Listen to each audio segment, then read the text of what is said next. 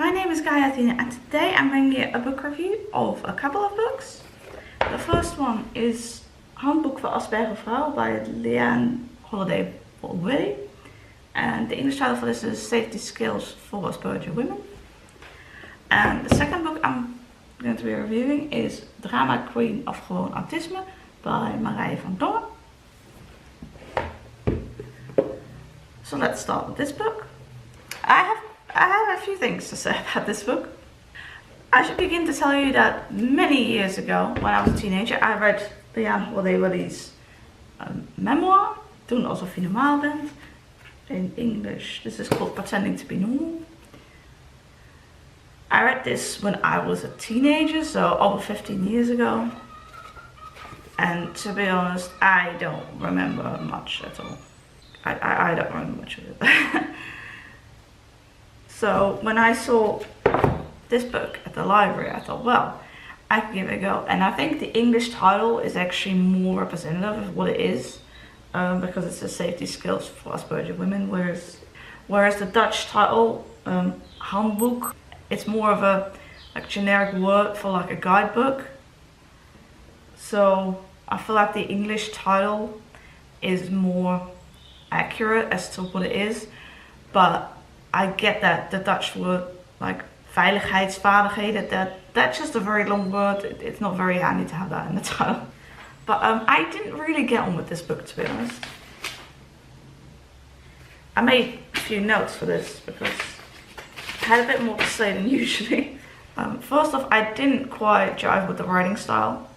Now this could be a translation, I'm not sure about that, but I didn't really, I don't know, for some reason I just didn't really get on with it. There are tips in here about various subjects. Here's a table of contents. It's, you can't really see that. But I have to say most of the tips were not that useful to me personally. I disagreed with the author on some things. We did agree on other things. It was nice learning about the author and her life because, like I said, I don't remember this, so in that sense it was nice learning about the author and her life because I couldn't remember the memoir that she wrote. This is like part memoir and also part like information book, I would say.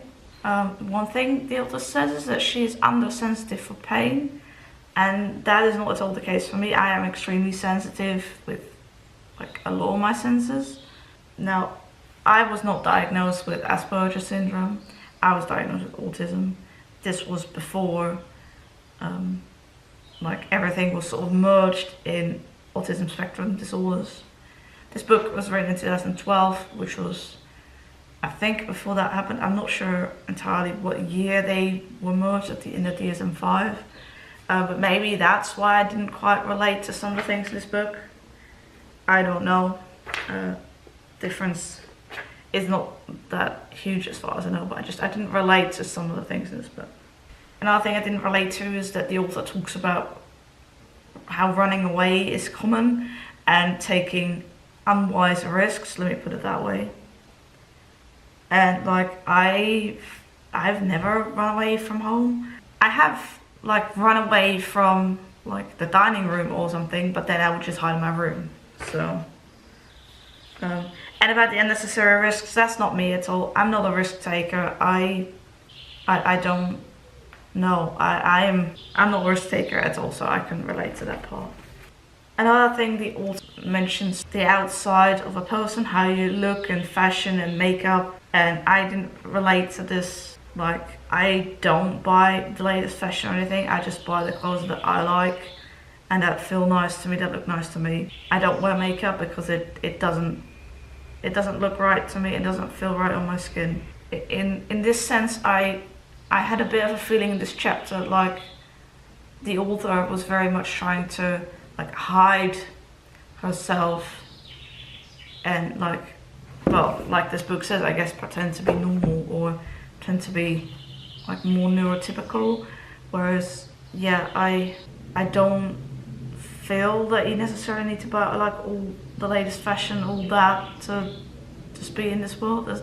I'm not sure if I'm getting my point across, but in high school I spent a long time trying to like pretend to be normal, like with my classmates and everything, and it just did not work. It tired me. So I decided never that again. I'm just gonna be true to myself, and yeah, that's just how I feel. But you know, we can agree to disagree. A few bits in this book are a bit outdated. Well, it is published in 2012, so that makes sense. For example, there is a chapter on traveling, and she recommended to take all the information with you on paper, whereas I think nowadays you could just have a document on your smartphone or something. Like, so you don't even need the internet, but you just have your smartphone, and I have seen people do that. So, like the mention of mobile phones and stuff, that's the technology it's not the fault of the book, because it was written in 2012 and smartphones weren't as prevalent then as they are now. So now in 2019. So I can't fault the book there, but I didn't want to point it out. And about that chapter on traveling, I found that she used a bit of ableist language when she states that like traveling is, and I'm putting this in my own words, like traveling is a must for a fulfilling life. I can't remember the exact quote, but like I feel that's ableist, because there are some people who can't do lots of traveling. I feel it is ableist and also privileged to say that. Some people don't have the means, some people don't have the money, some people don't have the physical capability, some people don't have the mental capability. I don't travel much for various reasons, and I feel that just to put that in that way, yeah, it didn't sit right with me. I do agree with her that it is good to learn and get to know other cultures. I definitely think that is something that is good, but I don't think you necessarily need to like travel lots to learn about other cultures. I interact with a lot of people online.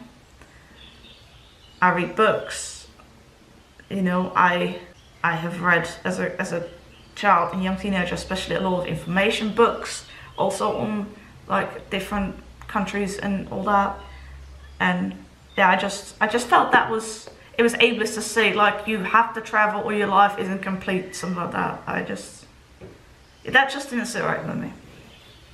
Now I realise the book is written for people with Asperger's, but like that doesn't exclude, like,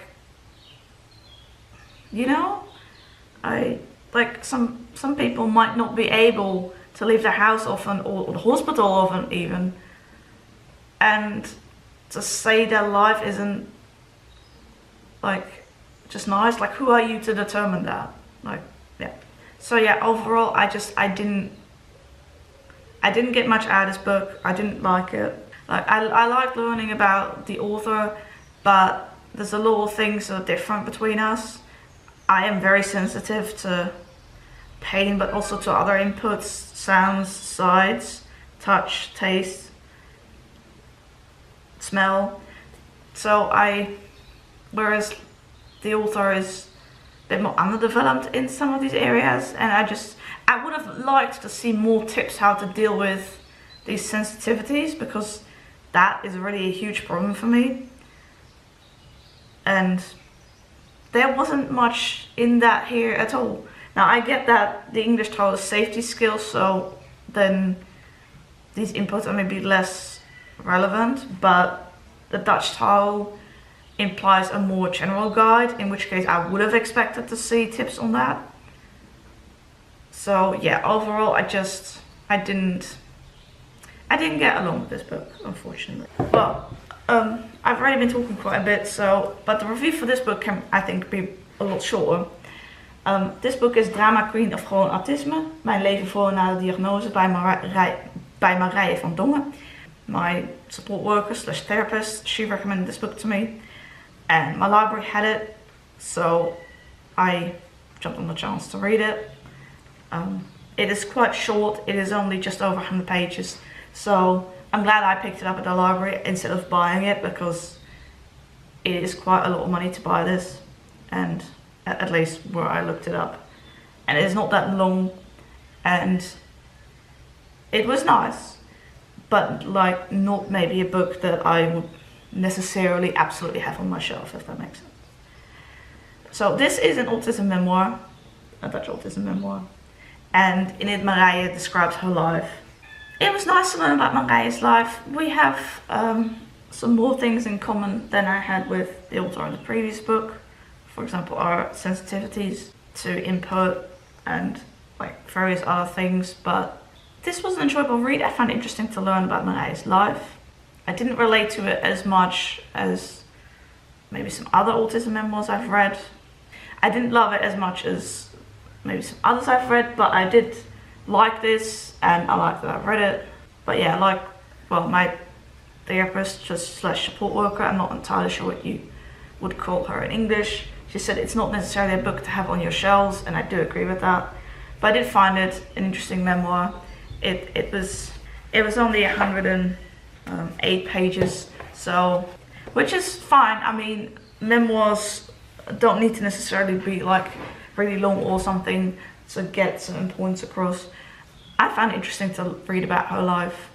Yeah, I don't have a whole lot to say about this book in comparison to the previous book. I liked it, yeah. I liked it, but I didn't love it. It was an enjoyable read. It was interesting.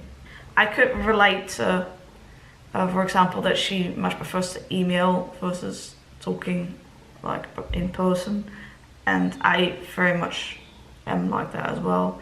I feel like with email I have some time to think about things before I respond, and you have no things like body language or something that you have to think about.